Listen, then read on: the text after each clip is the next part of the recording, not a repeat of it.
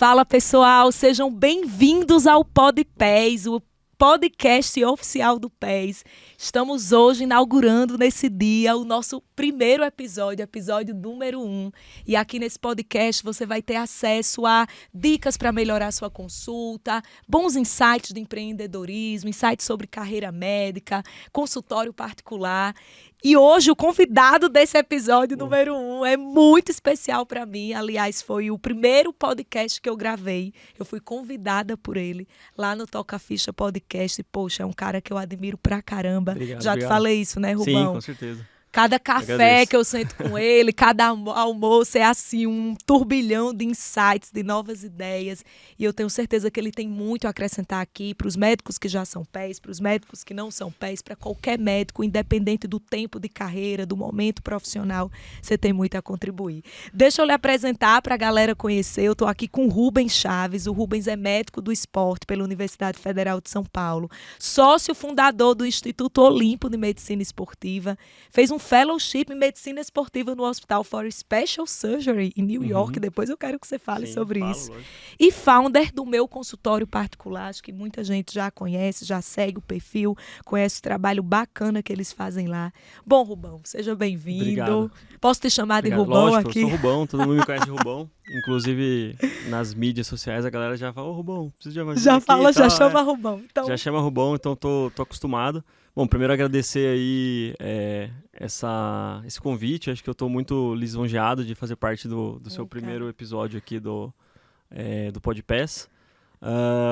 Eu vou fazer uma referência ao primeiro episódio do Toca Ficha, que foi o Thiago Emerling. Inclusive, um abraço para ele, que é um urologista, que é referência para mim e pro Vitor, né? Legal. Que eu falei para ele que eu ia convidá-lo pro primeiro episódio, e ele foi, e pro 100º, né? Quando a gente fizer o 100º... Caramba! Ele vai voltar, e a gente não tá longe. A gente já tá no 62, se não me engano. Caramba, posso modelar você? Então eu já tô me autoconvidando pro 100º já. Adorei! Fechado! Pô, a Mauri, anota essa aí, hein?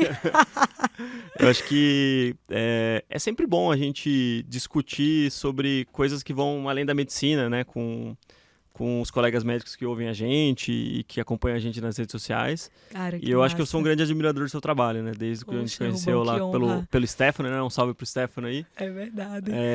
Eu acho que toda essa parceria que a gente tem dado muitos frutos legais, então a gente sabe que toda vez que a gente senta para trocar ideias, surgem ideias boas, coisas boas, você me atualiza das suas conquistas, eu te atualizo das minhas. É verdade. E eu acho que a vida é sobre isso, né? A gente saber trabalhar bem, crescer e fazer as coisas do jeito certo, né? E se inspirar um no outro. Então acho que rola bastante isso e eu tô muito feliz por estar aqui com você hoje. Caramba. Parabéns aí. Nossa, obrigada. Muito feliz também. E amei essa ideia do 100º episódio te chamar, porque, poxa, obrigada por isso. Eu tô começando hoje, isso me motiva. Já é um compromisso a longo prazo para eu perseguir esses 100 episódios. Nem tão longo, né? A gente tá que chegando bom, já. Tô feliz. Então tá. Rubão, olha, obrigada mais uma vez por você estar aqui. E eu queria que você conversasse aqui pra galera. Tem muitos médicos que te conhecem, talvez alguns que me conhecem e não te conhecem ainda.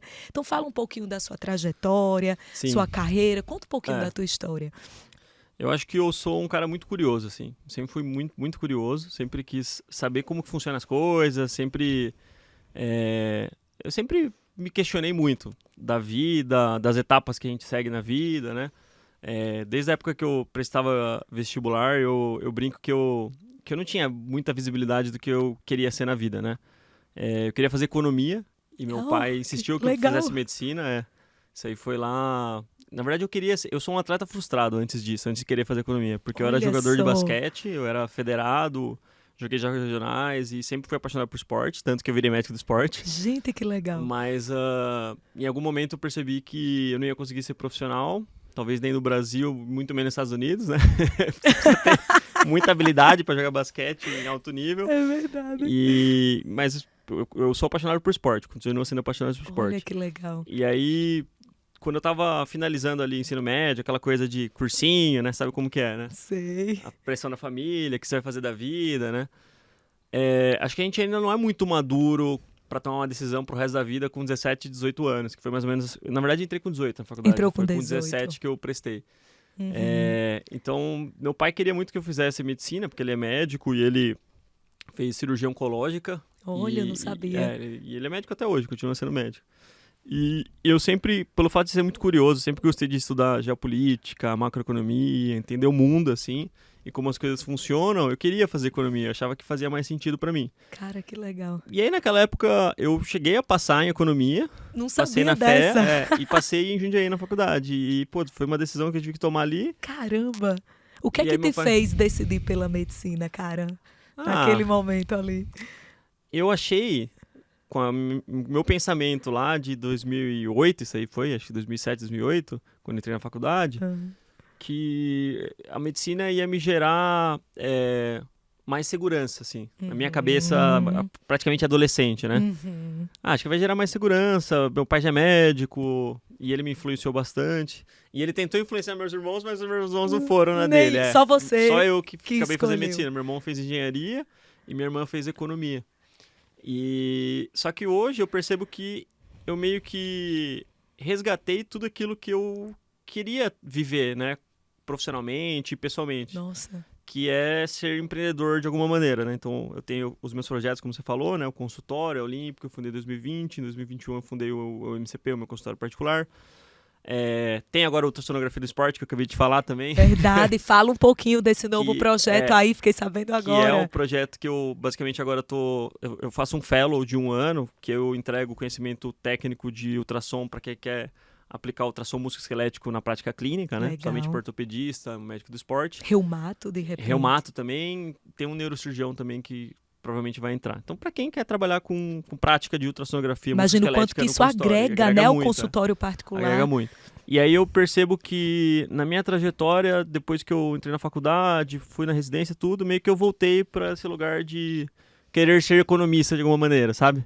Tipo... Eu já estava visualizando isso quando você estava contando. E eu acho que isso é muito legal, porque a gente é muito determinista nas coisas, pra gente mesmo, né? Ah, não, eu vou fazer isso, vou fazer tal profissão, vou fazer isso o resto da vida. Vou fazer tal Boa. subespecialidade, ou vou fazer especialidade XY, vou fazer isso o resto da vida. E a vida não é assim, né? A gente sabe que a vida não é assim. A gente categoriza as coisas em caixinhas e deixa muito separado, assim. E no final das contas, acho que a vida, principalmente do empreendedor, mas a vida como um todo, é um quebra-cabeça. Que você tem que, cada fase que você passa, você tem que resolver um quebra-cabeça cada vez mais complexo. E se você aprende o pensamento lógico, tem uma estratégia boa para montar o quebra-cabeça, você vai ficando bom nisso, entendeu? Uau. E aí meio que eu voltei um pouco para a figura do economista, vamos dizer, né? Do economista. Cara, eu achei muito legal. Nunca tinha escutado essa perspectiva da tua história. Então, você hoje é médico e você uniu nesse lugar, como médico, o atleta frustrado, porque você fez medicina do Sim. esporte, e o economista que adorava números, Isso. economia, quando você trouxe o empreendedorismo para dentro da Exato. medicina. Fantástico. Eu gostava muito de geopolítica, de geografia. Gosto ainda muito, né? De geografia, de entender como que funciona o comportamento de manada da população, por que a população compra um negócio e não compra outro, por que as empresas dão certo, Olha aí, por que não olha dá. só. Eu gostava disso, assim. Eu sempre gostei, na verdade. Que E sempre isso... consumi muito conteúdo, assim, tipo, de consumir mesmo, assim, né, na internet. E acabei que depois que eu formei, eu já comecei a vislumbrar abrir consultório, porque eu entendia que, fazendo conta que a gente está perdendo poder de compra, evidentemente, a demografia médica mostrou isso, né, em vínculos tradicionais.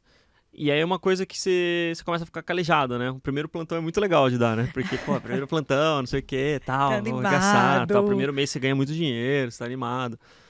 Mas depois você vê que a questão não é o dinheiro. Você para de pensar a curto prazo e começa a pensar mais a médio e longo prazo, assim, né? E médio e longo prazo a gente acha que é 40, 50 anos. Não, é 10 anos. E 10 anos passa 10 voando, anos né? você já cansou. A gente tá em 2023. 2013, imagina. Verdade. Não parece que faz tanto tempo, né? É verdade. Então, a gente começa a pensar e olhar para onde que a gente está indo, a gente começa a entender que a gente é tipo um peão aqui num jogo de xadrez gigantesco, que tem um monte de gente que está por cima ali, quase que manipulando a gente como marionete, né? Verdade. E aí isso me incomodou um pouco, e eu acho que o inconformismo é uma coisa que é o faz a gente denominador crescer, comum, né? dos grandes empreendedores.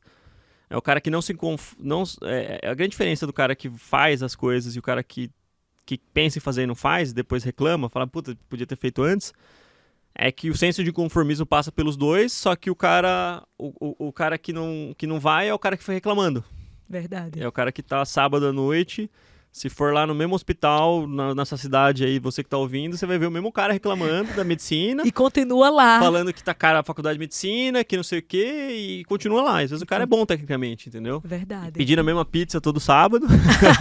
E repetindo ali aquele ciclo sem sair. Exatamente. Cara, você deu plantão também. Dei. Terminou em Jundiaí a faculdade. Depois que você terminou, como é que foi essa trajetória? Eu cheguei a fazer um pouquinho de otorrino, mas aí eu não curti sair, porque... Eu não conhecia esse pedaço também. Comecei a fazer um pouquinho de otorrino, aí eu saí, porque eu via que os otorrinos estavam dando muito plantão de pediatria, sabe? Tipo... E eu não queria ser cirurgião. Meu pai forçou um pouquinho a barra de novo aí, né? Ele é cirurgião oncológico. Ele queria que eu fizesse cirurgia e tal. Forçou a barra brincando. Ele sempre me influenciou positivamente, né? Mas aí eu desisti, fiquei um tempo só trabalhando, dando plantão. E nessa época eu trabalhei pra caramba. Mas também... Antes de fazer a residência de medicina do esporte. Isso, aí eu fiquei um tempo trabalhando, 1 ano praticamente, depois que eu larguei o otorrino. Depois eu entrei na residência de medicina esportiva em 2016. 2016. Legal. 2015 para 2016. Aí realmente que eu comecei a vivenciar de fato a medicina esportiva. Porque na época a gente não tinha muita contato, né, na graduação com a especialidade. Verdade. Porque não tinha liga, igual essas coisas que tem hoje. Então, era uma especialidade nova, né? É uma especialidade nova. Começou em 2007 em residência, Olha na USP só. e na Unifesp. Eu fiz na Unifesp, na Escola Paulista. Então, eu já curtia muito esporte, mas eu nunca nem tinha ouvido falar de medicina esportiva. Quando eu formei, não foi uma coisa que passou pela minha cabeça de prestar. Aí eu conheci um amigo da minha ex-namorada, que é médico do esporte até hoje, que é o Montanha, né? A gente chama ele de Montanha, ele é desse tamanho, assim. Ele é pequenininho. Pequenininho.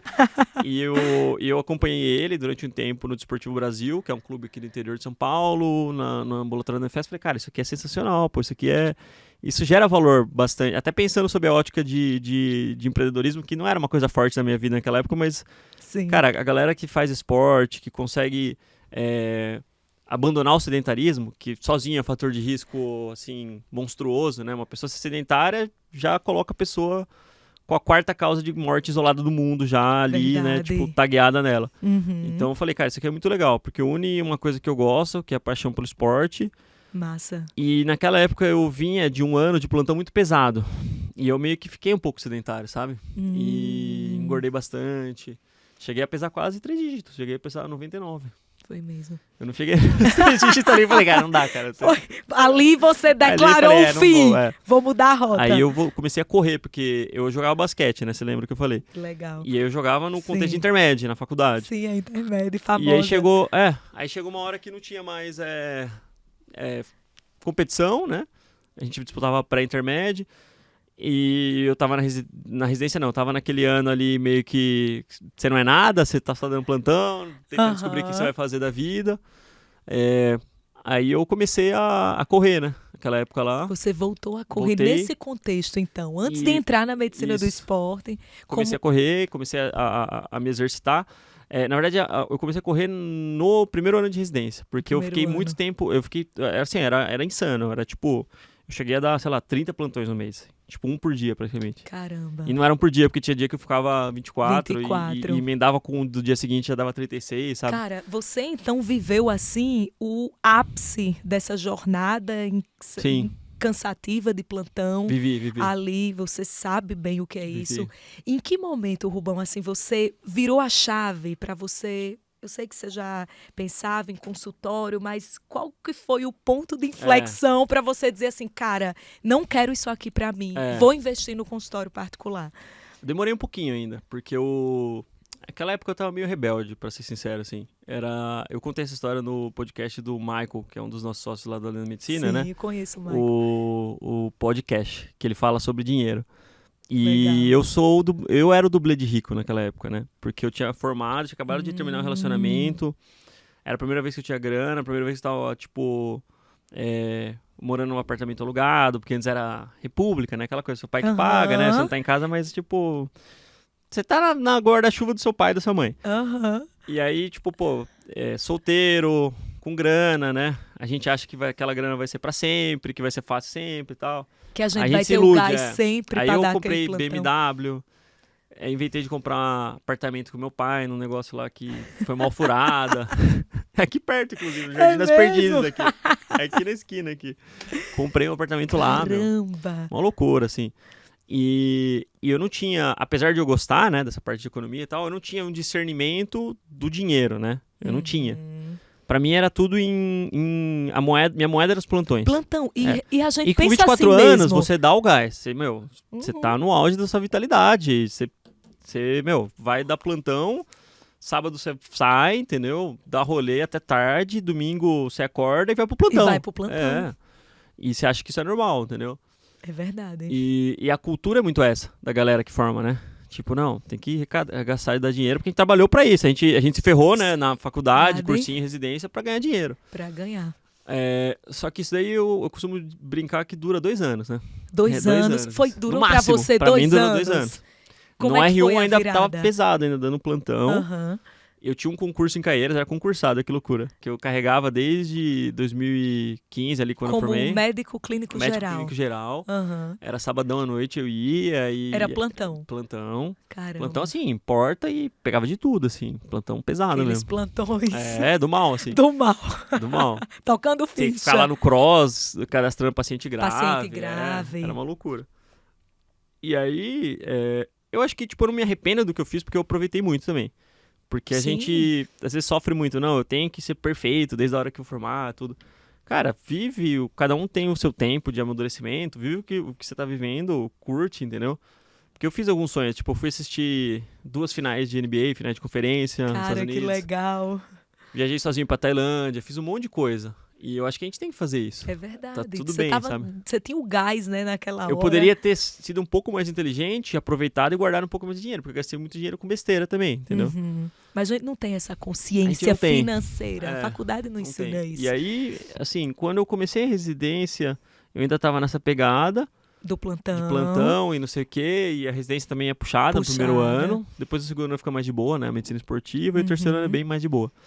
Aí no R2, eu comecei a pensar, pô, agora eu tô no R2, eu preciso projetar como que eu vou ficar depois que eu sair da residência. Entendi. Porque todo mundo passa por isso, né? No R1 você não pensa muito no mercado. Verdade. Assim, daqui Mas a pouco a residência acaba, o que Você é que eu pensa vou em fazer da sobreviver minha no R1. vida? Você tem que sobreviver aqui. Tem que sobreviver tanto de grana quanto de saúde física e saúde mental, né? verdade. Porque consome muito.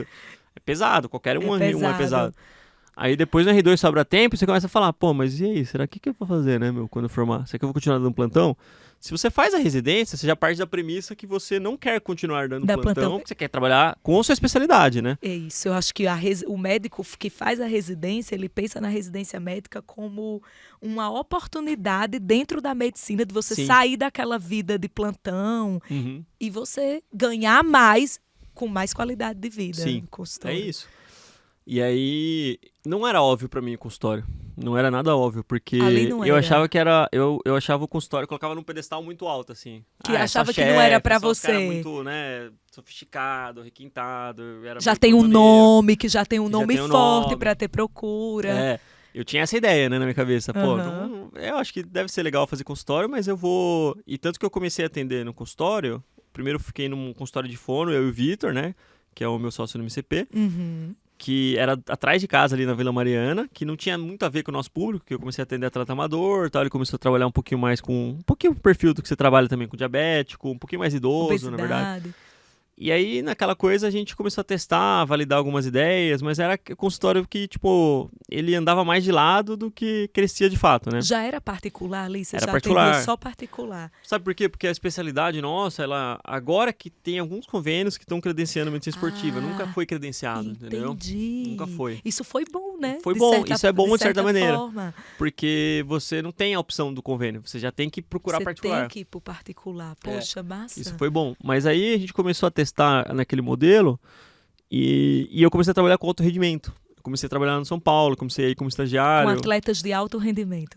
Eu trabalhava no futebol, no São Paulo Futebol Clube, né? Trabalhei com futebol. Poxa, que legal. Com categoria de base. Aí eu fui contratado no R2 para R3 ali, no São Paulo. E aí meu foco já ficou bastante no alto rendimento. Eu tive uma vivência também com a categoria de base da CBB, de Confederação Brasileira de Basquete. Legal. A gente foi campeão sul-americano sub-21. Eita!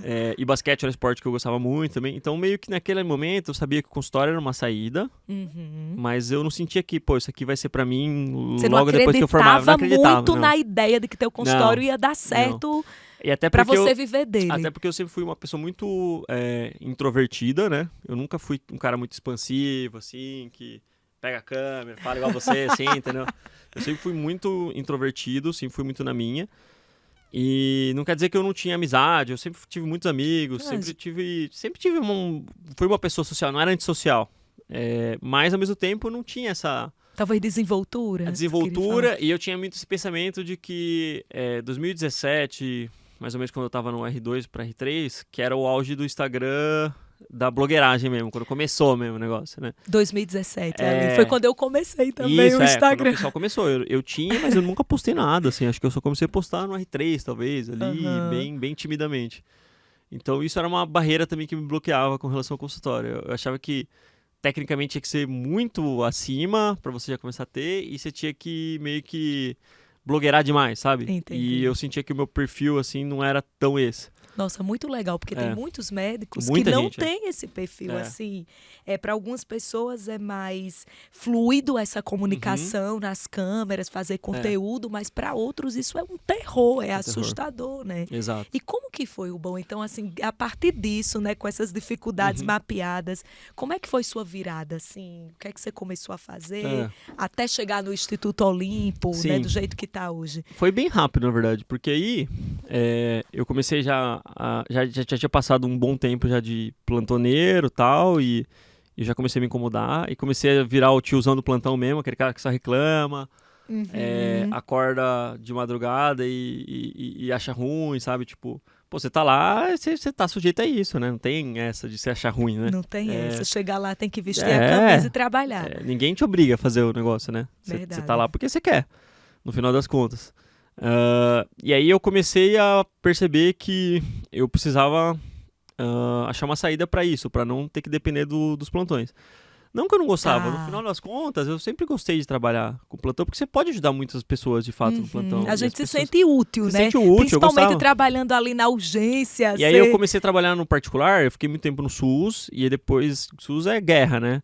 No PS, né? Putz, e é sofrido, porque você não tem recurso. Agora, quando eu fui pro particular, comecei a trabalhar na Redditor, lá no Vila Lobos da Moca, eu comecei a ver que, pô, tinha um ambiente que era legal você dar plantão. Que era um ambiente que tinha recurso, que tinha uma UTI, que você conseguia resolver e você gera valor também para as pessoas. Verdade. Mas mesmo ali, eu vi que meu salário de 2016, quando eu comecei a dar plantão lá até 2020, não subiu nada. Fiquei ganhando a mesma coisa durante 4 anos. E aí depois, quando eu tava pra sair, eles aumentaram R$50. Nossa. Entendeu? E as 12 horas ali. Falei, cara, isso aqui não tem... E até hoje deve estar, sei lá, uns R$100 a mais. Meu Deus. Do que tava 6, 7 anos atrás. Então, aí que eu comecei a dar mais valor pras coisas, porque eu comecei a entender. Ó, já trabalhei um monte. Não consegui até agora juntar dinheiro de verdade, ter uma poupança, tipo, ter investimento, nada. Eu curti, beleza, curti. Mas poderia ter curtido e construído algo pra mim no médio e longo prazo? Poderia. E aí eu comecei a enxergar que, de certa maneira, assim, acho que não tem certo e errado, né? Mas meu pai, ele dá plantão até hoje. Seu pai dá plantão até hoje. Meu pai é médico e dá plantão até hoje, porque aí tem os motivos dele também. Ele casou com outra mulher, teve novos filhos e tal. Não tô falando assim, não tô me comparando com ele, mas sabe aquela coisa de que parece que você tá seguindo o mesmo passo dos seus pais e os seus pais estão seguindo o mesmo passo dos seus avós e o negócio meio que cíclico que passa de gerações em gerações. Você vai reproduzindo assim, o mesmo padrão. O mesmo padrão. E você falei, queria romper isso. Eu quero manter as coisas boas que meu pai e minha mãe me transmitiram e o que talvez não é tão bom, eu quero romper. Fazer diferente, quero romper. É isso. A partir desse momento, quando eu comecei a pensar nisso, aí eu comecei a ler alguns livros, aí eu li o Segredos da Mente Milionária, que fala muito sobre isso, que a gente reproduz muitos padrões dos nossos pais com relação a dinheiro. Verdade. E aí não importa quanto dinheiro você ganha, se você continua reproduzindo o padrão, você se livra do dinheiro muito fácil. Você vai dar um jeito de gastar e torrar. Você se livra. E aí eu comecei a perceber que isso estava acontecendo comigo, cara. E talvez tenha acontecido com meu pai e ele não teve a oportunidade de perceber e a vida passou. Falei, cara, se eu não... Agora que eu tava próximo dos 30. Se eu tô próximo dos 30, já formei com 24, já ganhei muito dinheiro e não guardei nada, se eu continuar nessa pegada que eu tô, com 40 anos eu vou estar na mesma coisa, só que talvez com filho, um apartamentinho e, sei lá, alguma coisa, mas e assim, vai me gerar uma frustração e uma insatisfação, certo? Além de escravo da própria hora trabalhada para sempre. Exato. E aí, enfim, comecei a pensar tudo isso. Comecei a ver que o plantão era bom, mas também não te dava uma perspectiva de crescimento, né, ao longo do tempo. Legal. E aí eu comecei a perceber que quando eu comecei a atender no consultório do meu chefe, saí daquele consultório de fono e fui pro consultório do meu chefe, que era o Tadeu na época, até hoje eu considero. Então você trabalhou no consultório particular do seu chefe. Trabalhei, Você já tinha terminado medicina do esporte? Já tinha terminado, mas eu comecei ali no finalzinho da residência, trabalhar lá. Que eu atendia nos horários que ele estava operando, que era ortopedista. Operando. Legal. E aí ele virou meu brother, porque ele que me trouxe pro São Paulo, né? Aí ele falou, não, abriu algumas oportunidades. Abriu várias portas pra mim, várias portas. Bacana. Não tenho o que falar, assim, do Tadeu, pô, um abraço pro Tadeu aí, se ele estiver ouvindo. Legal. E aí eu comecei a perceber que o ambiente que ele tava era muito legal, o ambiente. E ele atende também muito atleta amador, atende a parte de ortopedia cirúrgica, né? Então, era um ambiente preparado para receber o paciente e tinha secretária, e eu não tinha, né? Falei, cara, isso aqui faz muita diferença. Você começou a ver que a experiência do paciente... que era muito legal passar em consulta comigo, não que eles não gostassem antes, mas a percepção de valor mudou drasticamente quando eu saí do coworking pro consultório do meu chefe. Olha que legal isso, porque tinha uma secretária presencial, tinha uma diferenciação do atendimento ali na recepção. Sim, o ambiente dialogava mais com o meu público que era atleta amador, então tinha alguns elementos ali que foi um pouco de inspiração depois para mim no Olimpo, que remetiam ao esporte profissional. Bacana, criando conexão. Uma camisa autografada, porque ele era médico de São Paulo até o ano passado. Olha só. Profissional. Tinha a camisa autografada do Rogério Ceni, tinha uma chuteira do Lugano lá. Caramba. Tinha várias coisas legais ali. E que conectava muito com o público, que eram os pacientes que iam lá. Nossa, e ali você Aí eu falei, cara, isso aqui é muito diferente do que eu tava fazendo até agora, e as coisas começaram a andar mais agora, no consultório particular. Você começou a ter demanda natural por paciente particular mais ali. Indicação e tal. Que bacana. Aí eu comecei a estruturar alguns protocolos, alguns processos. Eu mesmo era meu próprio secretário, nunca tive secretário até eu fundar o Olimpo, não tinha secretário. Não tinha secretária. Era eu mesmo que fazia. Mas essa que trabalhava lá te dava uma mão? Te dava. Cobrava os pacientes, ajudava bastante. Os pacientes. Isso já fazia diferença. Aí realmente que eu falei, cara, eu tô insatisfeito com a minha vida até agora.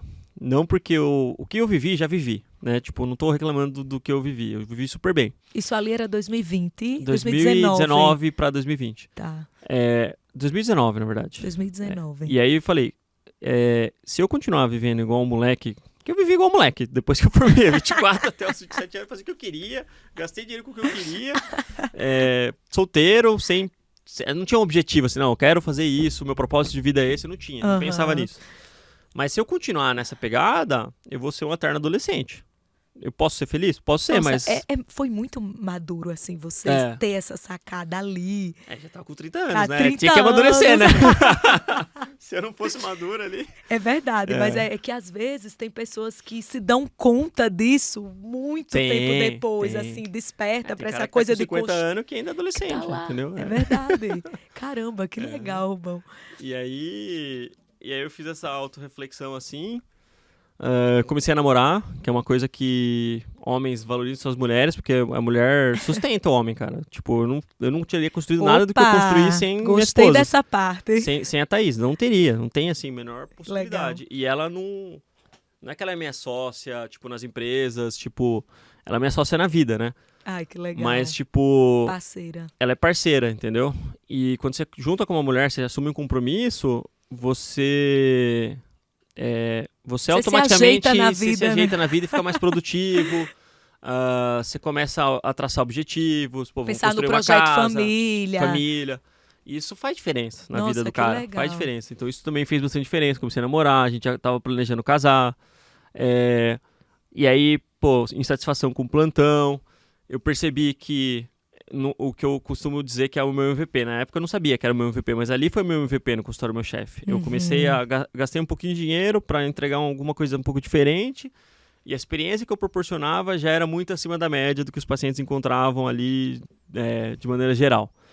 Legal. E aí começou a crescer meus atendimentos. E aí eu falei, cara, preciso tomar uma decisão. Ou eu continuo vivendo a vida que eu vivi, que pode ser que não seja ruim, entendeu? Mas isso não está alinhado com o que eu quero no fundo. Porque eu queria gerar valor para os pacientes, depender menos dos outros para entregar meu serviço. E aí isso aí começou a acomodar. Pô, mesmo no São Paulo, que é um baita clube, eu não tinha totalmente autonomia sobre meu tempo, sobre minha hora, quando eu podia tirar férias. Até sobre os atletas, né? Porque tem muito dinheiro envolvido, né? Tipo, você começa a ver que o dinheiro regula o mundo. É verdade. Então, tipo, se o empresário tal falou que o cara vai jogar, ele vai jogar. Entendeu? Mesmo que você não às vezes até ultrapassa a conduta médica, entendeu? Entendi. Chegou nesse ponto, assim, entendeu? Nossa, é bem ruim. E aí isso, você começa a se sentir meio que desvalorizado e tal. Você vê que isso aqui, pô, não tem um futuro, sabe? Você vê que, tipo, foi super legal, sou super grato. Você vai se frustrando aos pouquinhos, com as realidades, e isso te leva a querer construir a sua própria realidade. Exato. Isso é o que o consultório particular permite. Só que aí a diferença entre o cara que, novamente retomando aquele assunto, né? O cara que consegue crescer na vida e fazer as coisas acontecerem é que ele para de reclamar, e quando ele para de reclamar, ele começa a agir. Ele começa a agir. Fantástico. O jeito que você vai agir, eu não tinha muita noção. Eu não tive um mentor assim. Como fazer? Só sei que eu vou fazer diferente. Eu sei que eu vou fazer, entendeu? Massa. Agora, como? Não sei. Aí eu tomei a decisão, cara, eu vou ter um consultório particular, porque acho que esse é o caminho pra mim. Uau. E eu vejo que os pacientes gostam do que eu entrego. Legal. Agora, como eu vou fazer? Eu não tenho a menor ideia. Eu vou fazer. Com que dinheiro? Onde? Como? Com quem? Se vai ter paciente ou não, sei lá.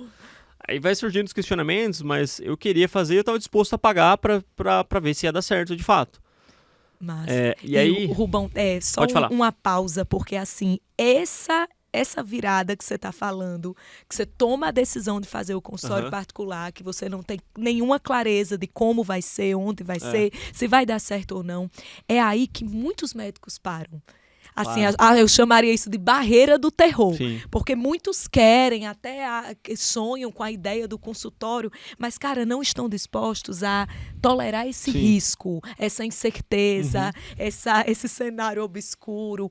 O que é que nesse momento te ajudou a atravessar essa barreira, digamos assim? Aí mesmo sai da inércia, né? Porque você fica na inércia. Você fica na inércia. Exato. É tipo, você tá vendo que tem uma galera na água, e você acha que tá muito gelada a água. Não vou pular, não sei se eu pulo. Você fica naquela lá, né? Isso. Assim, é difícil pensar se foi de fato um acontecimento único que fez eu fazer esse movimento. Talvez a trajetória. Eu acho que a trajetória, você começa a gente se auto-sabota, né? Eu acredito muito nessa ideia que a gente se auto-sabota demais. A gente tem um potencial gigantesco para empreender na medicina, como classe médica. Alguns têm mais perfil empreendedor, outros têm menos. Isso naturalmente, não é que seja um dom, mas naturalmente isso vai se mostrando durante o tempo.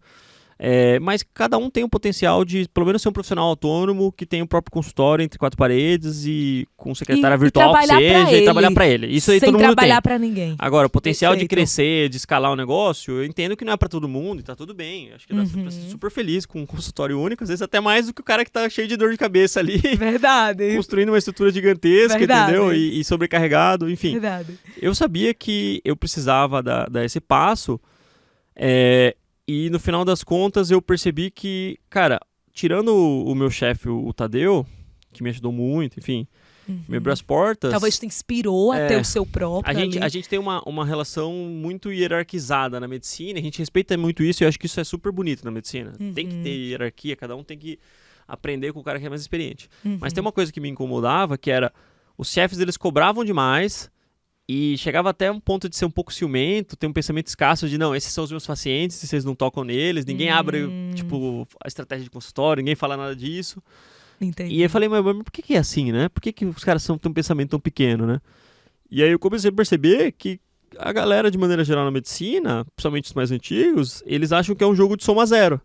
Que é tipo assim, ó, você me dá esse copo aqui, eu pego pra mim, você tá um copo mais pobre e eu tô um copo mais rico. E é isso que eles pensam, entendeu? E ainda tem muito isso, né? Eu não sei se eu chamo de competição, acho que é medo. Acho que é um pensamento de escassez mesmo. De escassez. Exato. E aí a galera acha que, tipo, não vou muito abrir o jogo aqui, Não vou chamar um cara que é muito bom para trabalhar comigo, porque senão ele vai chamar mais vai paciente para ele, vai roubar roubar meus pacientes. Tem muito Meu isso. Deus. Ainda tem muito Mas isso na eu medicina. sei, tem mesmo. E aí eu comecei a perceber isso, e eu comecei a atender meus pacientes e tal, e vi que os caras não... Ninguém falava, pô, que massa, cara, que legal que você tá atendendo. Te Ninguém chegava e falava, pô, reconhecia, te dava, te mesmo, incentivava. Ninguém falava isso. E aí falei, pô, mas por que será que acontece isso? E aí eu comecei a entender que o jogo do consultório é sobre resolver problemas, não necessariamente médicos, mas da jornada do paciente resolver um problema da vida. Legal. Então você tem... E aí volta o economista de novo, né? Você tem os diferentes setores da indústria, e a saúde é um setor da indústria que representa 9% do PIB no Brasil, que é super relevante. Uhum. E ainda é subfinanciado, porque você compara com outros países, os Estados Unidos investe 13% do PIB em saúde, Nossa. a Europa 17%, 16%. Tem outros países que investem muito mais e com mais eficiência. E aí, o que você olha? Ser médico particular, e isso é uma outra crença do médico. Você é um cara ruim? Você está cobrando algo que você não deveria cobrar? Depende. Se você for na Suíça, a Suíça não tem problema. A Suíça, tem poucos problemas. E é um local que talvez não seja o melhor lugar do mundo para empreender, porque a galera já tá bem lá. Não tem o que você resolver. Entendeu? Não tem muito problema. Os hospitais são bons, a população é pequena, os médicos são bons. Ou seja, o Brasil é um ótimo lugar para empreender. Excelente, entendeu? Porque tem muito problema para resolver. Muito problema. Então a saúde é subfinanciada.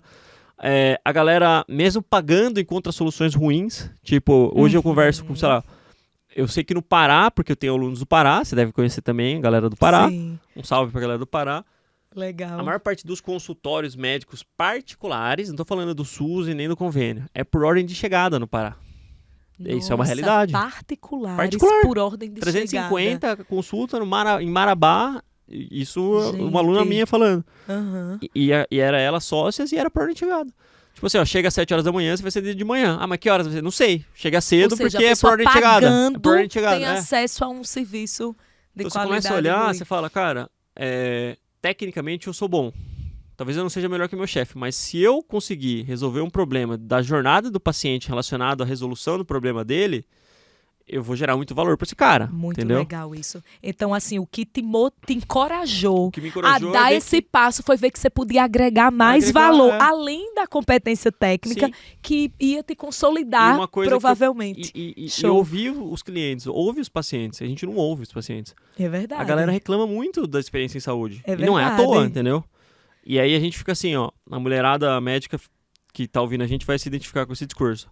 Porque na minha cidade a mulherada só paga pra ir no cabeleireiro. Paga R$800 pra pintar o cabelo, verdade, no cabeleireiro mais famoso que lá. E pra saúde não paga, não dá certo com a história. E aí esse é o discurso e acabou. E a pessoa assume isso como verdade e acabou. Mas e aí? Você não vai aprender com o cara? O que o cara tá fazendo tão diferente que ele consegue agregar valor no negócio que é commodity? É commodity. Verdade, o cabeleireiro é commodity, verdade. Entendeu? Ele com certeza ele tá entregando algo que os outros não estão entregando, que vai além de resolver o problema técnico. Fantástico. Claro, tecnicamente o cara é bom, provavelmente ele se tem formou, tem que ser, é a base, né? Mas ele tá gerando bem-estar. Existe um mercado de bem-estar que a gente negligencia. Verdade. E tem um estudo que eu sempre mostro, depois eu posso compartilhar com você, que é o estudo da McKinsey, que é uma consultoria, a maior empresa de consultoria empresarial do mundo, a McKinsey Company. O mercado de bem-estar no mundo é um mercado de mais de $1 trilhão. Nossa. Isso aí numa grana você não sabe nem... Você não consegue nem imaginar esses E é um mercado que cresce 10% ao ano, desde 2019 ali, e se intensificou a taxa de crescimento desse mercado com a pandemia. Gente. Ou seja, as pessoas pagam para se sentir bem. E elas fazem questão de pagar isso em diferentes países, em diferentes contextos. E inclusive no setor saúde, a gente negligencia isso. Negligencia isso. A gente Olha acha aí, que a pessoa... pessoal que a tá gente ouvindo assume a gente. que a relação tem que ser muito transacional. Eu vim aqui, eu paguei pra você porque eu quero uma solução técnica pro meu problema. Não, às vezes não é isso que o cara quer. Às vezes ele já ouviu isso no convênio, ele quer alguém que pegue na mão dele. Dê atenção, esse aqui tempo é o caminho de que consulta. você vai enfrentar. Você vai esperar que com essa medicação você tenha esse sintoma, mas fica tranquilo que se tiver esse sintoma a gente vai fazer isso. Ter um plano de ter clareza na jornada. Clareza na jornada. Segurança, facilidade, acesso, disponibilidade. Um monte de coisa que não tem. Então, o setor de saúde no Brasil, ele é extremamente estigmatizado, com razão, porque realmente o cara, para resolver um problema de saúde, ele sofre muito para ele chegar no médico. Olha só. E depois, para ele resolver o problema quando ele chega no médico, às vezes ele chega com um problema e sai com 4, que é fazer, sei lá, fisioterapia, no meu caso, fazer exame, ultrassom, marcar o retorno e fazer acupuntura. Cara, você dá 4 problemas pro cara e você nem percebeu. Por que você não resolve isso? Por que você não amarra essas soluções? Por que você não direciona ele de uma maneira mais fácil, né? Com menos esforço. Então, quando eu comecei a perceber isso, eu falei, cara, tem muito mato alto. Você começou fala, a ver mato alto, um espaço não explorado enorme, que você poderia ir nessa direção e se diferenciar e alavancar fazer seu o básico consultório. bem feito, de um jeito certo tecnicamente, de um jeito certo eticamente, porque a gente sabe que a gente vive um dilema ético muito grande, né, na medicina. É verdade. E você gerar o menor esforço possível pro seu paciente ao longo da jornada dele. É isso. Fantástico. Você não precisa servir champanhe para ele, entendeu? Porque não adianta nada. Não, mas tem champanhe na minha clínica. Cara, se o cara não consegue agendar rapidamente a consulta, ele não consegue entender o que você entrega, você chega lá, você dá 2 horas de chá de cadeira nele, aí você cobra errado, a secretária fala uma coisa, você fala outra. Você vai dar champanhe pra ele e vai jogar na sua cara o champanhe. Não vai valer de nada. Não vai valer de nada. Faz o básico bem feito. Rubão, eu tô achando massa você trazer isso aqui, porque muitas vezes o médico, os colegas que estão ouvindo a gente nesse podcast, pode achar que para dar certo do consultório particular, ele precisa ser extraordinário tecnicamente, precisa ter feito uma pós ou mármore, alguma coisa. E, na verdade, cara, você precisa entregar o básico tecnicamente, né? E a maioria dos médicos, claro, tem aqueles que desvirtuam no caminho, mas são bons tecnicamente. Eu conheço muitos médicos, amigos, colegas excelentes tecnicamente. O Brasil é um celeiro que exporta médico. Que exporta, é verdade. Muito e aí, sai. Isso que muitos podem achar bobagem, né? Essa questão de você atender num local bacana, ser pontual na hora de chamar para consulta, entregar uma consulta num tempo que você dê atenção, supra ali todas as dúvidas, esclareça as queixas do paciente. O quanto de valor isso pode agregar e o quanto que isso faz as pessoas pagarem. Claro, lógico, total. A gente paga por isso. A gente paga por isso. Você vai numa loja de roupa, de grife, beleza, o algodão é peruano, não sei o quê, mas o que mais vale ali é o atendimento. É o atendimento. A gente não repara nisso. Mas é o atendimento. É muito diferente ser numa roupa aqui, uma loja de grife, que o cara vai, tentar entender quem você é, vai te oferecer um produto que realmente condiz com aquilo que você está procurando, com a imagem que você quer projetar. É verdade. Do que chegar e falar, não, essa aqui é R$100, se você levar 3, a gente faz 3 por 200. É totalmente diferente. E a gente procura isso. Eu vivi uma experiência, eu vou aproveitar, tem uma audiência feminina aqui, como você falou. Rubão, sábado... A medicina é feminina. A medicina é feminina, eu não sei dessa estatística. Tem mais mulheres do que homens. Já virou. Ah, é? Nossa, olha aí, gente. As médicas aí já tinha, estão ouvindo. Nos assentos de faculdade de medicina já tinha passado já faz um tempo, agora virou já recentemente, tem 50,5% de mulher e 49,5% de homem. A gente já é maioria na medicina, que massa. Cara, eu tava sábado agora, tô aqui em São Paulo desde quarta-feira, eu estava passeando ali na Oscar Freire, eu adoro aquela rua, e aí eu precisava, enfim, fazer minha unha e uma escova no cabelo, e eu decidi ir num salão, chama Estúdio Lorena, fica lá no finalzinho da Oscar Freire. Sim. Desde quando eu cheguei lá, primeiro eu fui super bem recebida, tava frio nesse sábado, a moça trouxe um chá assim quentinho pra mim, sabe assim, a experiência já foi me envolvendo. O tom de voz, o jeito que a pessoa fala. O tom de voz, aí depois a pessoa que ia me atender, a cabeleireira, me chamou, quando eu sentei na cadeira, chegou uma outra pessoa, oi Marília, tudo bem? Eu me chamo Luiz, acho que devia ser algum gerente de atendimento, alguma coisa assim, seja muito bem-vinda, a fulana vai fazer a escova no seu cabelo, tem algum jeito que você gosta e tal. Fui super bem atendida. No final, eu estava sem celular, tinha esquecido meu celular em casa. Eu falei, nossa, eu preciso ir para casa, mas não tenho como pedir Uber. Aí ele falou, eu peço táxi para você. E eu estava com as sacolas, que eu tinha feito compras, muitas sacolas. Quando eu disse assim, cadê minhas sacolas? Que eu saí, já estavam dentro do táxi. Eles já tinham chamado o táxi, minhas sacolas já estavam dentro do carro. E ele já estava com a porta aberta, só esperando eu entrar. Cara, eu paguei pela unha e escova R$270. Um valor, pois para o que eu recebi acima da média para alguns salões, eu fiz uma escova e um cabelo. Tem salões que você vai pagar R$100 ou menos para isso. Para Freire nem tá tão caro assim. Nem tão caro. Porém, a experiência, o quão o quanto impactou Sim. aquela experiência de atendimento, me fez pagar assim, nossa, paguei barato. Sim, e eles Por todo esse eles valor que eles me problemas agregaram. que eles sabiam que você ia ter, né? Tipo, de chamar o táxi, de levar roupa e tal. Exato, de carregar as sacolas. Então, realmente isso agrega valor. E é o que diferencia. Tem muito médico que pensa assim, nossa, eu não vou conseguir me firmar no consultório particular porque o cara vai no convênio, ele resolve o problema do mesmo jeito. É commodity a consulta de convênio, mas se você diferencia a experiência, você já começa a se destacar, já é outro público que você vai atrair. Você não vai concorrer mais com convênio. Sim, com certeza. Essa questão de convênio, a gente percebe que a gente está vivendo uma crise, né, de saúde.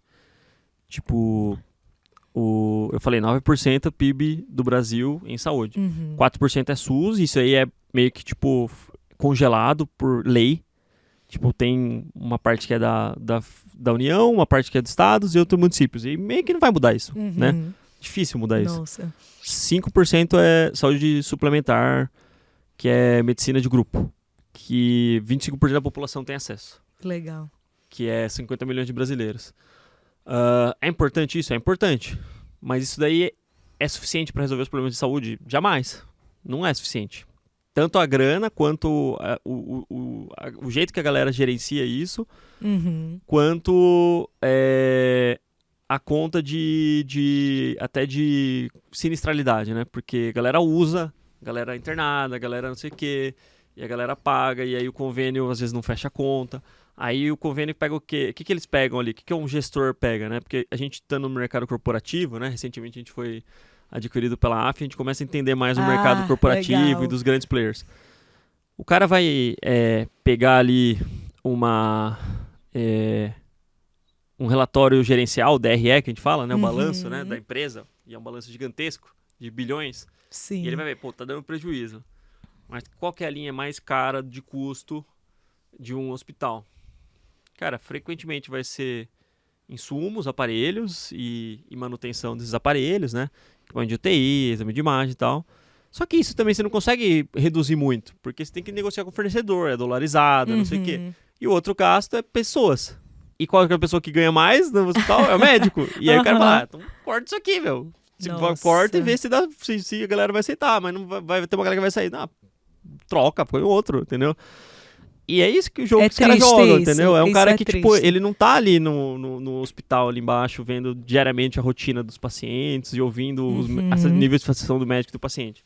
Ele pega um relatório frio de NPS. Entendi. E pra ele é o NPS que importa. E é isso que direciona as decisões. E o NPS do setor de saúde é 30 no Brasil. Nossa. Então, tipo assim, realmente é 30. Tem pesquisa que mostra que a média do Brasil é 30. Se o cara tiver 50, ele tá bem na fita, entendeu? Uau. E é a realidade. Meu Deus. O NPS da Redditor hoje é 51. Dos médicos pés, o NPS é maior, hein? Só pra galera, eu vou falar aqui o que é o NPS, gente. Pra quem não sabe, significa Net Promoter Score. É um índice super simples que as empresas usam para avaliar o nível de satisfação do cliente, no nosso caso, do paciente, ao consumir um serviço. Então, como que você calcula o NPS? Você faz uma pergunta simples, né, Rubão? De 0 a 10. Qual a probabilidade de você indicar o serviço para a pessoa? Para algum amigo ou familiar. A gente começou a fazer isso, o NPS, com alguns médicos pés, porque a gente trabalha toda essa questão do atendimento humanizado, da experiência do paciente, aquela consulta realmente que engaja o paciente, que se conecta com o paciente. E pelo menos das alunas do Master Pés é de 9 para cima, ou 10. Então a gente sabe que tem muito médico bom, às vezes, que entrega um atendimento bom, mas porque ele está inserido numa estrutura ruim, no hospital, que a experiência, que o restante da experiência do paciente é ruim, que sair tá fora do escopo do médico. Ele controla nas 4 linhas ali do consultório. Das 4 paredes, mas fora dali, se o paciente foi mal atendido pela recepção, se ficou numa sala de espera lotada, isso vai impactar na nota que o paciente vai dar, mas não reflete a qualidade do atendimento médico. A qualidade técnica.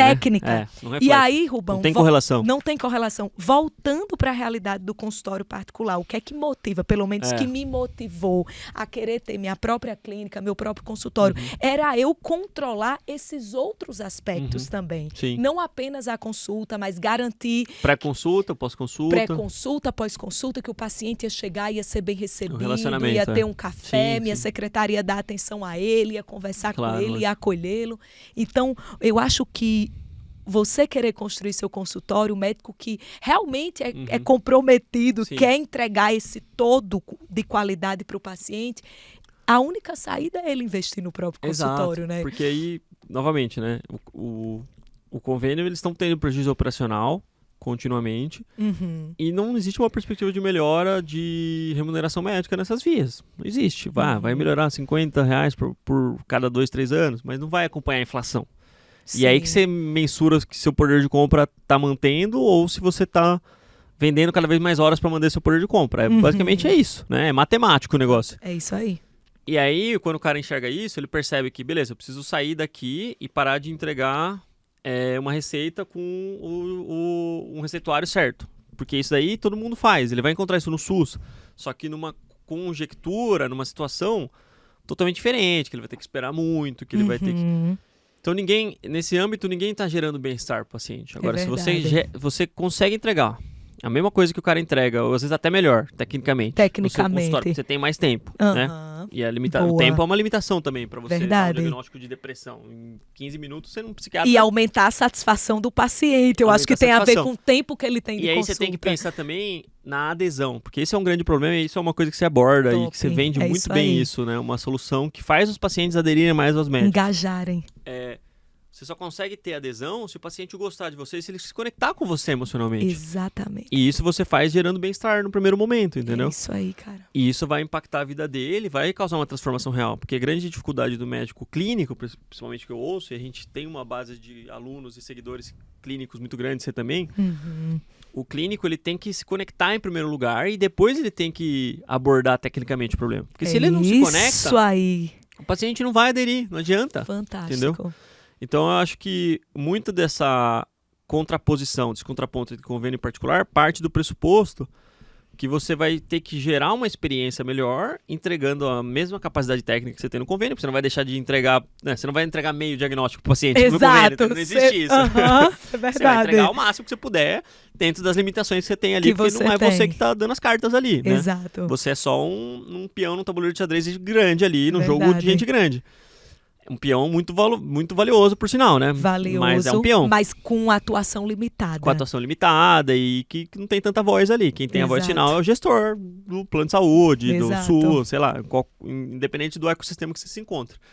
Quando você assume o seu, você tem que cuidar de tudo isso. Você tem que sair das 4 linhas, você tem que dar um zoom out do consultório e olhar. Beleza, antes do cara chegar em mim, passou 30%, 40% da jornada do cara. Isso aqui é muito importante, isso aqui está bem estruturado, que é o funil de vendas, é o WhatsApp. Colocar uma mensagem automática de boas-vindas, mensurar a taxa de conversão, tudo isso daí tem que ser mensurado. Maneiras de ser encontradas, às vezes o cara não tem um Google Meu Negócio, o cara fica gastando com marketing e não tem um Google Meu Negócio. Não tem, que é gratuito e super usado. Que é uma extensão digital do seu consultório. O Google Meu Negócio é uma extensão, só que é um negócio que está lá indexado na web para sempre, entendeu? Fantástico. E eu acho que isso vocês ensinam muito bem, Rubão, no MCP. Vocês trabalham muito bem isso e é necessário, super necessário trazer essa consciência para o nosso mercado, porque a gente não tem realmente essa clareza. Eu acho que isso é a visão empreendedora. Isso é a tua visão empreendedora, validada na prática, porque eu quero falar do Instituto Olimpo também, como que você aplicou tudo isso que você trouxe aqui até agora, você validou isso na tua jornada. Eu acho que isso te traz uma coerência muito grande, inclusive para você ensinar isso lá no MCP. Sim, total. Como é que foi assim? Você começou a pensar nessa ideia do consultório, só fazendo uma retomada, viu que tinha um espaço para você explorar de jornada de experiência do paciente, e aí você fundou já uma clínica, né? Não foi o teu consultório que depois expandiu para uma clínica. Que eu percebi que a jornada do atleta amador, que é o meu público-alvo, então, primeiro você nichou o teu público-alvo. Esse é um ponto. É o meu público. Quem que você quer ajudar que eu comecei a perceber como médico. Como médico de esporte, você pode trabalhar com a parte de nutrologia, ajudar a pessoa a perder peso, você pode trabalhar com a questão de performance de ganho de massa magra, melhora de composição corporal, você pode trabalhar com prevenção de sarcopenia em idoso, tem um monte de coisa, você pode fazer qualquer outra especialidade. Só que eu percebi que o que eu mais gostava era trabalhar com lesão, porque a minha abordagem era diferente do médico ortopedista que não tem essa especialização em medicina esportiva, porque ele vai tratar a sua tendinopatia é igual ele trata a tendinopatia da sua avó, entendeu? Aham.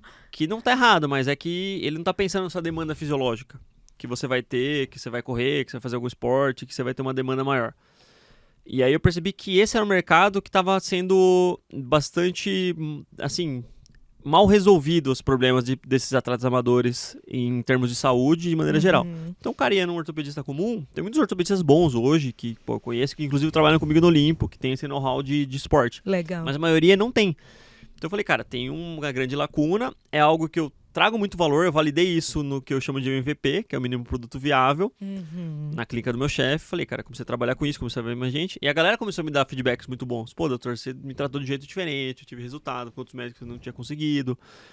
E aí eu percebi que mapear a jornada do paciente, entender quais são os problemas, os atritos e os problemas que ele encontra na jornada para resolver, é muito além de você saber dar o diagnóstico. Por quê? Legal. Porque o tempo que um cara que tinha uma tendinite patelar, que era corredor, ou que já era jogador de vôlei, demorava para resolver um problema nas vias tradicionais, no convênio, por exemplo, às vezes era 40 dias. Que o cara passava, Caramba. tinha que agendar, É muito demorava uma tempo, semana. né? É muito tempo, ele toma a decisão, eu preciso de ajuda. Aí ele vai, marca. Só que nunca tem pro dia seguinte. Nunca tem a vaga uma logo. semana. Na melhor das hipóteses, tá?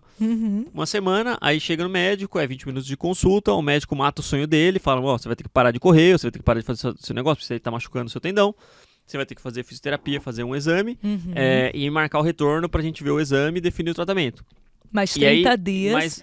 mais 15, 20 dias pra marcar o exame, e aí ele demora 4 horas pra fazer o exame, não é? Chega na hora e faz, entendeu? Aí ele faz o exame, volta, ele tem que ligar, fazer 4 ligações pra marcar o exame, pra marcar físio, pra marcar retorno. Então pensa um cara que quer classe A, que é meu público aqui, ele tem que fazer 4 ligações, é dinheiro dele que tá indo pro ralo, porque Tempo é dinheiro. tempo é dinheiro pra esse cara, inclusive. entendeu? E o público paulistano é exigente. Então, Verdade. cara, eu percebi que esse cara demorava 40 dias pra chegar no físico e começar a tratar de fato. Foi isso que te fez E pensar esse- na clínica. e Abrir esse um tempo- ecossistema. Exato, e esse tempo ele desistiu às vezes do esporte. Oh, Desistiu de fato. caramba. E aí a gente deixa de gerar saúde porque o cara vira sedentário, porque o cara para de praticar, né? E o exercício é dose dependente. Ou às vezes ele pratica uma coisa que é muito leve pra ele. E aí ele acha isso normal. E aí eu falei, cara, tem uma grande lacuna no mercado que não está sendo preenchida. Eu vou preencher isso aqui. Vou Olha a unificar visão. essa jornada que está fragmentada. Então precisava ser uma clínica, não só um Exato. consultório para você entregar E aí eu tudo tinha isso. o meu primeiro sócio foi o Danilo, porque eu conheci ele quando eu estava na residência, ele estava fazendo a especialização de fisioterapia, que a gente fez um set aqui na medicina esportiva aqui em São Paulo, lá na Vila Clementino, na Escola Paulista. E aí a gente meio que fez junto, e é bem multidisciplinar a medicina esportiva, né? Aí a gente falou, cara, os pacientes que eu mando pra você, os pacientes que você manda pra mim, eles estão muito satisfeitos, eles curtem essa pegada multidisciplinar. Legal. Eles gostam que pô, a gente tenta resolver os problemas dele, além de só a parte médica e fisioterapêutica. Legal. E aí eu me juntei com ele e a gente criou um ecossistema que soluciona esses problemas e centraliza as soluções num local só. Então hoje eu faço ultrassom, hoje eu tenho fisioterapia. Então essa jornada que Cara, demora eu fui 40 lá. dias, o cara resolve em um dia. Em um dia. Olha só, gente. E a gente fantástico. vende tempo também. Vende Esquece disso. tempo. Com certeza. A maior empresa, uma das maiores empresas particulares do mundo é a Amazon, né? O que a Amazon vende? A Amazon não vende nada especial, assim. Não tem um produto deles que é, nossa, esse produto é muito diferenciado. Verdade. Vende isso aqui, Livro. vende o que você quiser. Mas eles vendem com rapidez, eles vendem Rápido. tempo. É isso. verdade, cara. Até tipo, a experiência de compra, ela é muito boa. Porque você compra em um clique. Tá cadastrado lá, ó, buy in one click, pau. É verdade. Acabou, comprou. E Compra como até as sem querer, às pessoas vezes. estão É verdade. Eu já comprei sem querer. Já comprou sem comprei. querer. Eu apertei assim, pô, não queria comprar. Mas também você cancela muito rápido. Entendeu? Tipo, desculpa, Tudo é não tem rápido, problema, né? tudo Pra rápido. comprar, pra cancelar. Eles vendem e a gente negligencia isso, cara. A galera É quer, verdade. A galera quer as coisas rápido, entendeu? Sabe o que eu acho? O médico ainda não tem essa visão empreendedora. De olhar com esse olhar, com essa visão que você está trazendo de jornada do cliente. Eu acho que o médico muitas vezes ele se limita e acha que É só ali as 4 linhas que você falou. É só ele o paciente. Instagram. É super importante, mas não é só isso, né? Não é só isso. Quando você tem essa visão macro, nossa, e você traz isso com uma clareza muito bacana, Rubão. Obrigada pela sua contribuição aqui. Eu acho que abre, né, a visão para você entender, né, dessa visão macro. E a Olimpo nasceu assim, né? Nasceu para resolver um problema de mercado. Entendeu? Cara, muito legal. Já fui lá na Olimpo, é maravilhosa a clínica. Todo mundo que tá ouvindo aí e quiser conhecer, manda mensagem lá no Instagram, pode ir lá tomar um café lá. Nossa, recomendo, assim, o espaço. O que mais me chamou a atenção foi, assim, a desconstrução daquela coisa de uma clínica médica, fria, aquela coisa séria, fria. Não é super acolhedor, completamente alinhado com o público. É muito bacana. Realmente vocês construíram algo muito diferenciado. Eu quis construir um espaço que eu pensei assim, ó, um cara que chega aqui de shorts, camisa suado e com uma raquete de tênis nas costas, esse cara ele tem que ficar bem na foto. Eu vou tirar uma foto dele, ele vai ficar bonito nessa foto. Diferente dele chegar assim, no Einstein, tipo, já puto hospital, mas assim, ele uma vai estrutura ficar tradicional. inadequado. Ele vai ficar tipo estranho ali, entendeu? Muito. Olha essa cara. Fantástico isso. Nossa, Rubão. E aí eu pensei nisso, cara, e realmente, pô, deu muito certo, porque tem várias linhas de diálogo, né? A gente tem o diálogo verbal e não verbal. E lá tem um diálogo não verbal que é muito forte também, né? Que é tipo identidade visual arquitetônica. Verdade. Então tudo isso traz dá vontade de treinar quando você chega lá. Total. É um incentivo, né, ao estilo de vida saudável. Sim. Isso é muito legal. E eu achei muito bacana, poxa, é uma estrutura incrível, o Olimpo, vocês estão crescendo muito rápido. Eu conheci a unidade de Moema. Tem que ir lá conhecer o Itaim agora. Tenho que conhecer a unidade do Itaim, foi inaugurada em maio, né? Sim. Eu vi. E sabe de uma coisa, bom, eu imagino o quanto que você investiu, assim, financeiramente falando, para fazer a estrutura de Moema ali no Itaim. Eu queria que aproveitasse esses minutos finais, assim, do episódio. Passa, a gente nem vê. Passou super rápido. Cara, passou muito rápido. Mas vamos lá, estamos tranquilos, estamos no tempo aí. Ai, coisa boa. Como que eu queria saber, assim, que você comentasse um pouco agora, eu imagino que você precisou desprender uma grana para investir e por algum tempo você financiou o projeto para depois a coisa trazer lucro para você, para retornar para você. E você me contou, antes da gente entrar aqui ao vivo, que você ficou um tempo até dando plantão, trabalhando fora para sustentar o Instituto Olimpo até ele decolar. Claro, lógico. É igual filho, né? Igual filho, né? Filho não nasce ganhando dinheiro, né? Eu queria que você trouxesse um pouco disso, porque muitos médicos, assim, paralisam na ideia de ter o próprio consultório, porque pensa assim, caramba, eu vou gastar, vou investir uma grana e não tenho... Até quando? Quando que vai começar a vir lucro?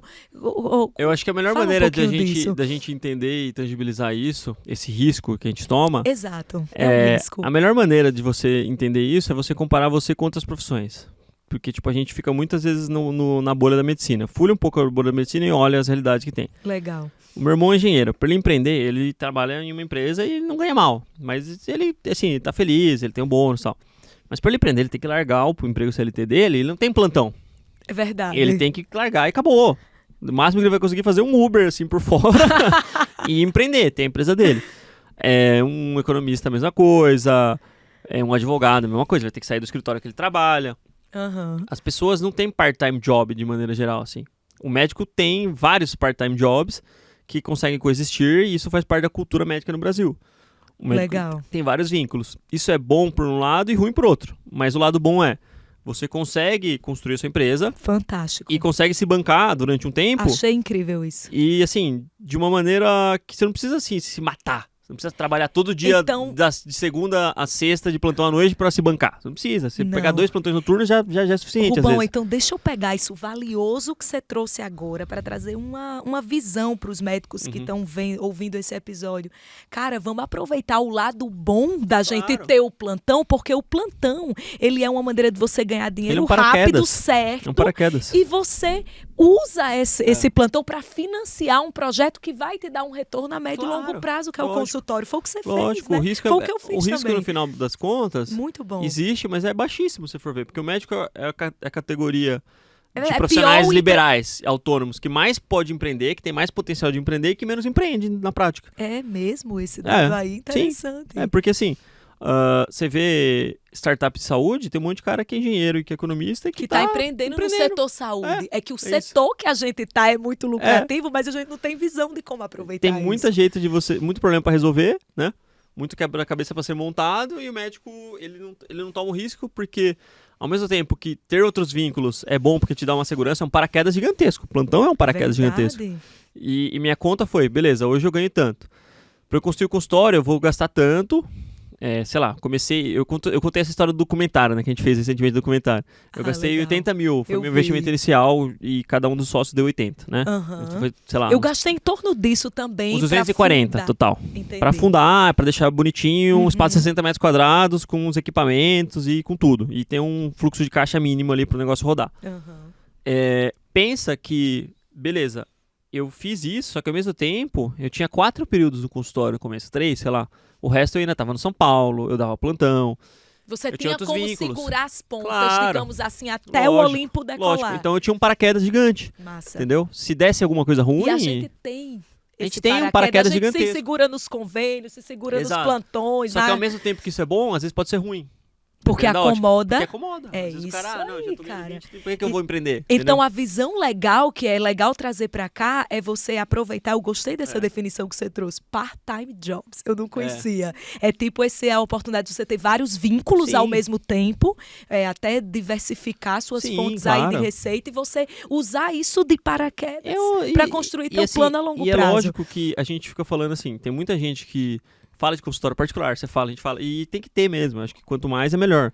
A gente não pode ser escasso, né? Não, é só meu. Não tem essa, meu. Você tem até porque a classe precisa de cada vez mais consciência. Eu acho que a gente tá engatinhando ainda. Você precisa virar hábito, né? Do médico. Hábito, pensar assim. O médico que sai da faculdade já pensar só que uma coisa no que eu consultório. Falo, a galera hoje, tem uma galera, e eu não quero julgar ninguém, tá? Eu tô falando uma realidade. Sim. Que prega a ditadura do 100% particular. Não, você tem que ver 100% particular de consultório, porque senão vocês vão derrotar. Cara, isso é a maior lorota. Eu acho que tem muitos alunos nossos que estão super bem no particular e que eles querem manter o vínculo SUS porque emocionalmente pra eles é legal, traz realização. Verdade. E faz parte. Às vezes tem cara que gosta da plantão, entendeu?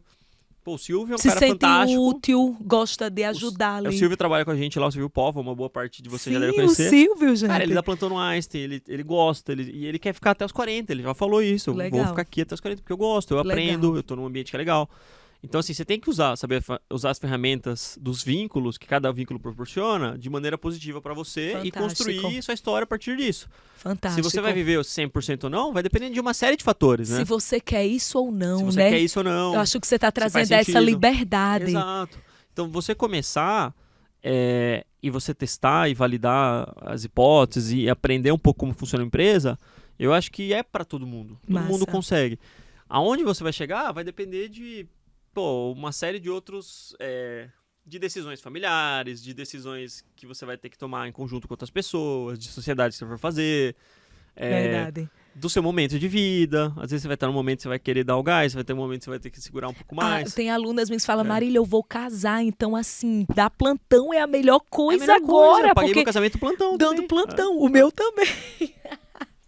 O plantão é uma bênção no final das contas. É uma bênção. É muito bom. Nossa, eu achei... Só que você tem que saber utilizar. Só que você tem que saber utilizar. Rubão, eu acho que assim, pra gente resumir esse insight fantástico que você trouxe aqui agora, é você, você saber que você tem a liberdade de construir sua própria história. Às vezes o médico, ele tá insatisfeito com a vida de plantão, de convênio, e ele acha que tem que ser aquilo. Ele não conhece, né, o benefício que investir na ideia do consultório particular pode trazer para a vida dele.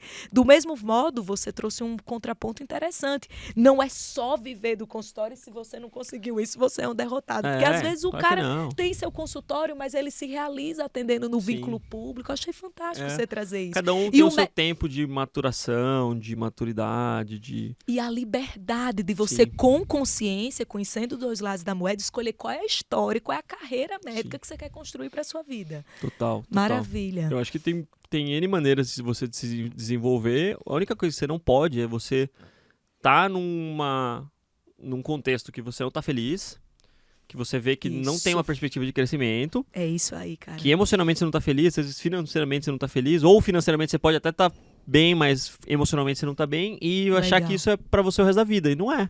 Fantástico. Eu acho que várias maneiras da gente se desenvolver e o empreendedorismo é algo que se encaixa para os diferentes sabores, para os diferentes paladares, para os diferentes sonhos. Cada um tem o seu sonho. Cara, muito então, legal. Eu percebo que muito do que a gente está fazendo, e aí eu incluo você nisso, né? A gente, nós, é mostrar para o médico que ele pode realizar os sonhos dele e que ele tem o potencial de desbloquear muita coisa boa na vida dele se ele sentar e aprender um pouquinho de outras áreas que não é só medicina, né? Além da parte entender técnica. Um pouquinho de contabilidade, entender um pouquinho de gestão de pessoas, entender um pouquinho de gerenciamento de processos e de projetos. Tudo isso vai te trazendo visibilidade de como você vai sair do local que você tá para ir para um local que vai ser mais confortável para você e que vai ser mais compatível com aquilo que você quer em termos de qualidade de vida e de propósito até pessoal, né? Até pessoal. Então, é verdade. Isso aí é uma coisa que importa muito, porque o trabalho... Talvez o que mais importe, né? Essa é o que mais importa. Pessoal. Porque assim, o trabalho, ele... No final das ele contas, ele é uma coluna que ele tá abaixo de Deus, abaixo da família, a gente sabe de tudo isso. É verdade.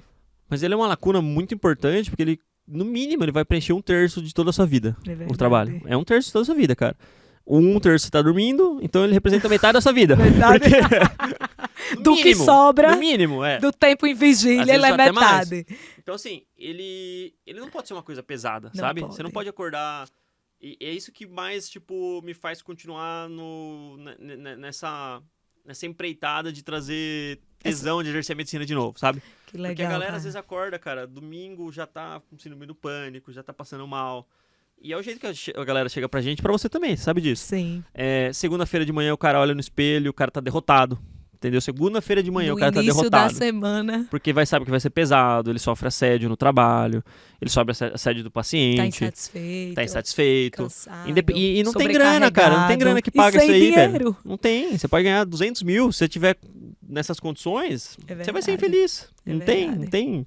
Então, acho que a grande questão é como que a gente pode resolver, equacionar esse problema de fazer que essa parte da sua vida que a gente chama de trabalho, ela esteja integrada com seus ideais pessoais, com o seu jeito de ser. Pra você ser feliz. Pra você ser feliz de verdade isso. E ser um negócio que seja leve no final das contas, mesmo sendo pesado fisicamente, mas emocionalmente tem que ser leve, sabe? Tem que ser gratificante. Porque a galera me pergunta, pô, mas como que você faz tudo isso? Como que você faz MCP? Como que você faz Olimpo? Como que você faz agora ultrassonografia do esporte? O curso de ultrassom. Como que você dá atenção pra sua esposa? Como que você faz maratona? Porque eu faço todo ano. Eu sei, você correu um aí de 21 quilômetros que eu vi. Eu não sei explicar, assim, eu não sou um gênio da produtividade. Inclusive, eu sou procrastinador, eu sou TDAH, eu tenho problema de me organizar, eu tento melhorar isso e tal. A única coisa que eu sei é que eu faço coisa que eu gosto demais.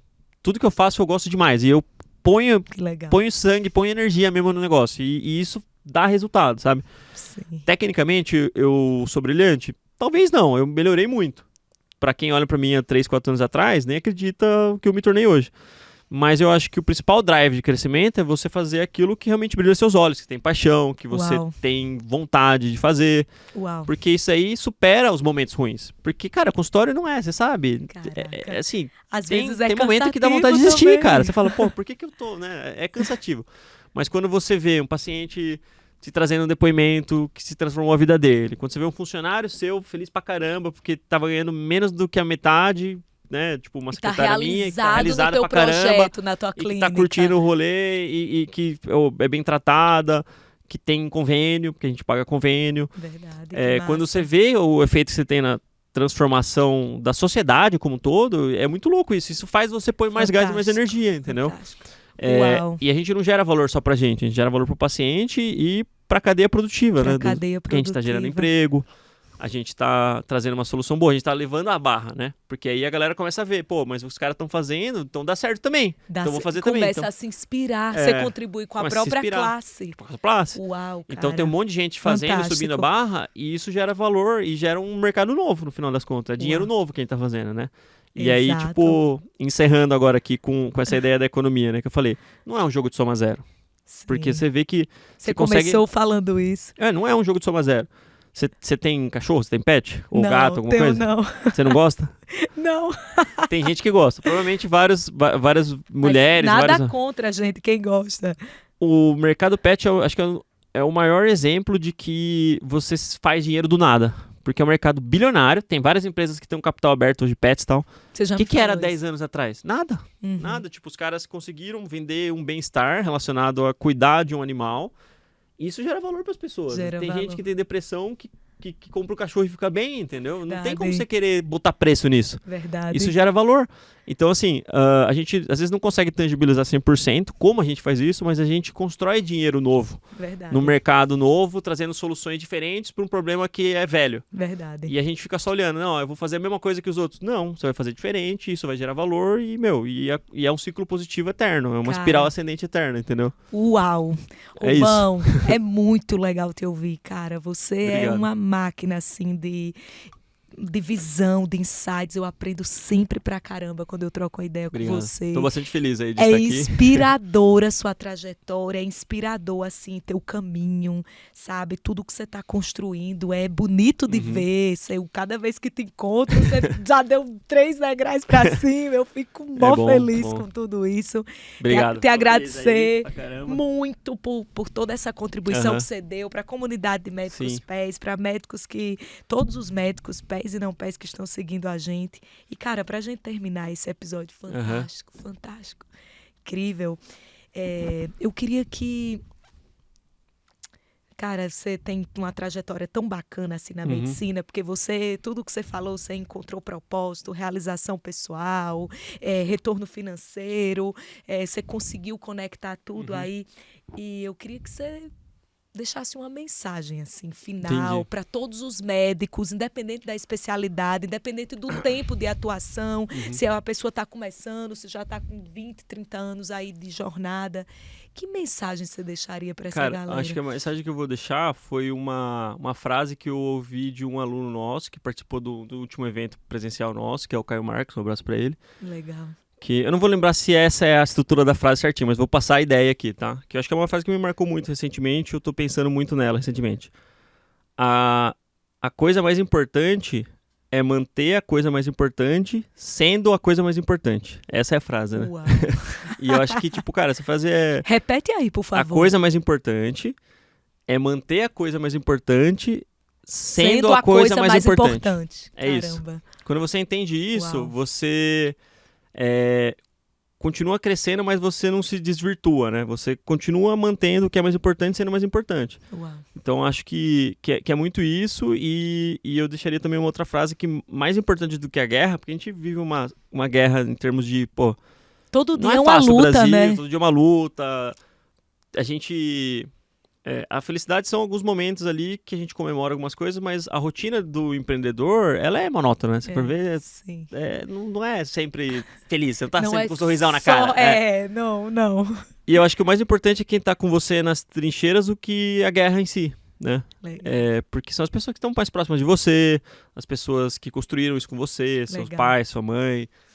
seu esposo, sua esposa, seus sócios, seus funcionários, seus amigos, né? Cara, seus funcionários, amigos, até seus pacientes. Exato. Eu acho que isso a gente não pode perder, a gente não pode perder essa essência, porque se a gente perde essa essência, e por isso que tem tanto picareta, né, na medicina e qualquer setor, não é só na medicina, porque o cara, em algum momento o mecanismo de recompensa se torna poder pelo poder ou dinheiro pelo dinheiro.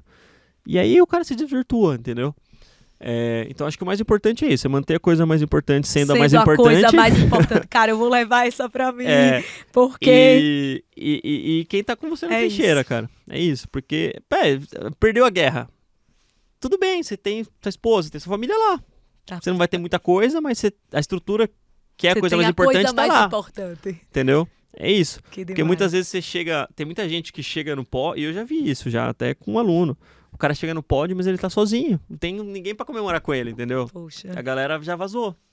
Qual que é o sentido disso? Tipo, você pode ser milionário, você tem uma ilha que você tá sozinho. Você vai curtir sua Ferrari sozinho. Você vai compartilhar com a melhor coisa da felicidade. Você é miserável no final das contas, né? Sim. Porque você não tá compartilhando com as pessoas que importam. Então, acho verdade. Que isso é forte. Uau. E é uma coisa que eu sempre penso e sempre tento resgatar, porque a gente vai crescendo, a gente vai atingindo coisas que a gente nunca imaginou que a gente atingiria na vida, sabe muito bem como é isso. É verdade. E às vezes a gente se pega meio que se passando um pouco do ponto, assim, sabe? Tipo de, deixa eu voltar um pouco aqui. Você tá e sempre curtir. se balizando, né? Voltando o olhar para o que realmente Exato. importa. É isso. Eu acho que é isso. Se você Uau. não esquece disso e você faz as coisas certas e se apaixona pelo problema dos outros e não pela sua solução, as coisas fluem.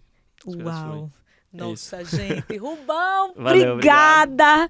Nossa, a sua feliz aí. contribuição foi incrível. Obrigada por você ter vindo aqui, pela sua disponibilidade, por esse transbordar de insights, de ideias. Genial.